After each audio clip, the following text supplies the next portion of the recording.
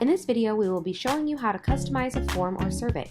The process is similar for both forms and surveys, so I will be showing you how to do this within the form builder. You can customize the content that is included in a form, and you can also make stylistic changes. Let's dive in. Navigate to the form builder, and here you'll see a list of existing forms. You can click into a hyperlink for a form to edit one, or you can click the green button up here in the top right to create a new form. For the sake of time, I'm going to click into an existing form to make some edits. Here within the builder, you'll see a preview of what the form looks like. The menu on the right-hand side shows the changes you can make. We'll start under the Fields tab, where we can toggle between standard and custom fields. We can drag and drop any of these fields into the form in order to include it in the form. We currently have full name, phone number, favorite animal, email, and a signature panel. I would like to include organization. So I've dragged and dropped this field here. Now I can click into this field to highlight it in the orange box, and I will have the customization options for this specific field. I can change the name of it. I can also change the placeholder that shows in the box, and I can change the query key. Note under this little question mark icon, you can see the query key can be used as a URL parameter to populate this field. I can also check the box to make this a required field or not. If required, the asterisk will appear and this field will be required in order for the form to be submitted. I can also choose to make this a hidden field or not. If it is a hidden field, it will not show on the form, but it will still be a part of the form, but just as it says, it will be a hidden value. You can type in whatever that hidden value will be here. So let's say I wanted to put the word test in as the organization for this form. That would then be a hidden value. But we're going to go ahead and remove that.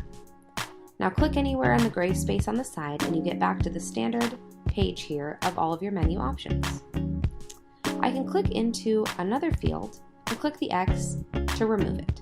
Now the phone number is no longer a part of the form. Again, I'm going to click to the gray space on the side and bring back this menu. Let's navigate to the Styles page.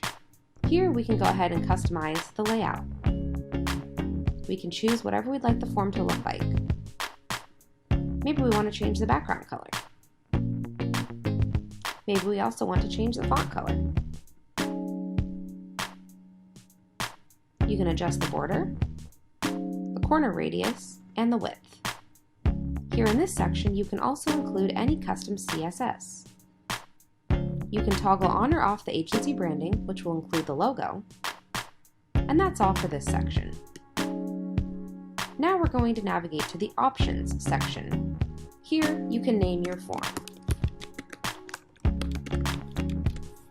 You can determine what will happen on submission.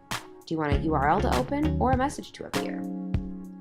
If you select message, you can type in your thank you message here, and if you choose URL, you will enter the URL here. You can also include a Facebook Pixel ID.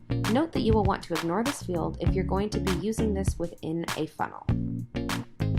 For Facebook Pixel events, you can select on page view what you would like to happen, and on form submission what you would like to happen. You can also toggle on or off the sticky contact feature. Note that this feature will autofill contact information that has previously been entered so that you don't have to enter it twice. Once you've made all the updates and you're satisfied with the look of your form, or again the survey as well, then you can scroll down here to save the form. Once you have saved the form, you can click the green button to integrate the form. You will have a couple of options here, such as embedding the code, and you can copy that code into a funnel or website, or you can also copy a direct URL link that you may want to send for the form. Please note there are also options within the funnel builder, which we cover in separate tutorials, about how to integrate a form without using the embed code. You can go ahead and just select the form from the appropriate section. You can go ahead and customize forms, and you can also customize surveys in this same process.